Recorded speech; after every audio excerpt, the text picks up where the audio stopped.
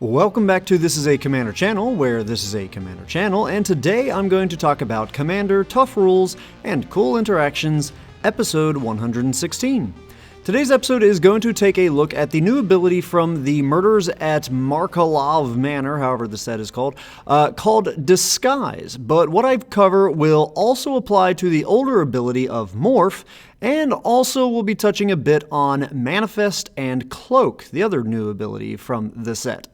This episode is going to be dense. It's going to be packed with some heavy CR citation, so be prepared for some complexity. For fans of the layers system in Magic, you will appreciate today's episode as well, as it will make an appearance.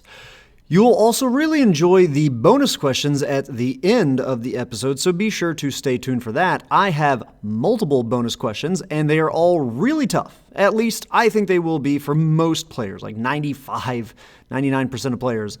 This stuff could be tough.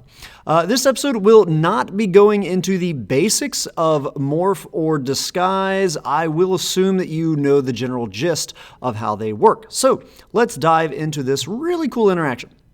Those of you that already have a Kadena Slinking Sorcerer deck, and for those of you who plan to make a Cowst Eyes of the Glade deck, who is one of the new commanders in the recent precon, will be very interested in running a card called Yedora Grave Gardener. Yedora says that whenever another non-token creature you control dies, you may return it to the battlefield face down under its owner's control. It's a forest land, and then it has the reminder text that it has no other types or abilities. So the question becomes, how does Yedora's ability interact with creatures that have Morph or Disguise? Basically, if her ability brings back a non-token creature of yours and that creature has Disguise, then can we flip it back to being face up? Now, if we take a close look at the wording on Yedora's ability, it says that the card is a forest land and not a forest land in addition to its other types. And this may sound similar to the wording differences that we see for the classic layers scenarios, including cards like Blood Moon and Urberg Tomb of Yawgmoth. I won't go too much down the rabbit hole that is those classic scenarios, but at the surface level, Blood Moon's wording causes the non-basic lands to become mountains, overriding what they were before and causing them to lose their abilities that they had, whereas the wording on Urberg is done so in a way that they gain the type of swamp and keep all of their abilities that they had before. The reason I bring this up is that Morph or Disguised creatures can only flip itself face up if it actually has that Morph or Disguise ability on its front face. Unlike a creature that has been manifested, or the new version of Manifest, which is called Cloak, forests do not have the intrinsic ability of Morph or Disguise. So it may seem like this will not work. But I'm happy to tell you that when your Experiment 12 dies and is brought back as a face-down forest via Yedora's ability, then you actually can pay the 4 and a green on the Experiment 12 to flip it back to the face-up side. So the question then becomes, why? Why does this actually work and not get shut down? The answer comes down to the classic layers system. I've covered this in many ways before, so be sure to check out those other layers videos. But this one is interesting as it doesn't apply in the layer that you think it should. Cards like Blood Moon have an effect that apply in Layer 4, which is the type-changing layer, and it seems like Yedora's ability should apply here, as it says that they are a forest land, which is a subtype and type. But no, we actually are acting in Layer 1 for her ability, specifically 1B. And we can see in the Comprehensive Rules, section 613.2b, that Layer 1B says, face-down spells and permanents have their characteristics modified as defined in Rule 708.2. And so now, let's check out CR 708.2, which says, face-down spells and face-down permanents have no characteristics other than those listed by the ability or rules that allowed the spell or permanent to be face-down. Any listed characteristics are the copyable values of that object's characteristics. Now, that's not all the CR citation. I told you this would be a dense episode. There's still two more things that we need to touch on. Comprehensive Rules 708.8, as a face-down permanent is turned face-up, its copyable values revert to its normal copyable values. Any effects that have been applied to the face-down permanent still apply to the face-up permanent. Any abilities relating to the permanent entering the battlefield don't trigger and don't have any effect because the permanent has already entered the battlefield. And then the final bit of CR that we're going to be taking a look at is CR 702.37E. that says, anytime you have priority, you may turn a face-down permanent you control with a morph ability face-up.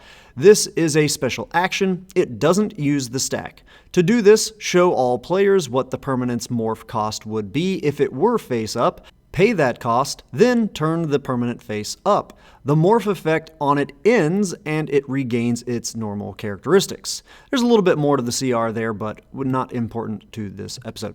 So that's a whole lot that I've just quoted from the comprehensive rules, and your brain is probably a little frazzled by all of that. But basically, what all of this comes together to say is that because these effects from Yedora stop applying as the card is flipped face up, we ignore them when determining if the creature has morph or disguise as a cost. Her ability puts these permanents onto the battlefield face down, and then it defines their copyable values while they are face down, but it does not create any continuous effect that is applying to it to remove those abilities. That reminder text on her card is just that. It is reminder text reminding you that the face-down form of the card has no abilities, but it is not additional rules text of the ability saying that it is removing abilities. Okay, so now on to the bonus questions. As I said towards the beginning of the video, these are going to be pretty tricky for most players, I would assume, but I still hope that you will try to answer them on your own, not looking at the other answers from other comments, because it doesn't hurt anyone's game to get it wrong here in the comments. And I think that it is always important and helpful thing for players to see the thought process of other players. When we experience these moments in a game, it can help us to better explain the process when we've seen a similar thought process before. I've got a lot of bonus questions today, so if you want to break your answers up into separate individual comments, you can do that, or you can just post one comment with each bonus question broken up into different paragraphs. Also, do not feel bad if you want to skip any of these bonus questions. Just answer the ones you want to, or all of them if you do want to try all of them. All right, bonus question number 1. You have cast your branch of doozie via its disguise ability, so it is on the battlefield as a face-down 2/2 creature. Your opponent controls a blood moon. Can you pay the disguise cost to flip your 2/2 creature face up? Again, the front side is a land. Bonus question number 2. You again have cast your branch of doozie as a 2/2 creature, but this time your opponent controls a dress down, which is an enchantment that states that creatures lose all abilities. Will you be able to pay the disguise cost to flip your 2/2 creature face up? Bonus question number 3. You control Yedora, and you have used her ability to bring back your Experiment 12 as a face-down forest land. Your opponent controls a blood moon. Can you pay the disguise cost to flip the creature back to being face up as Experiment 12? Bonus question number 4. You control Yedora and have used her ability to bring back your Experiment 12 as a face-down forest land. Your opponent controls a dress down. Can you pay the disguise cost to flip the creature back to being a face-up Experiment 12? And finally, bonus question number 5. This one is going to be tricky for a lot of folks, I think.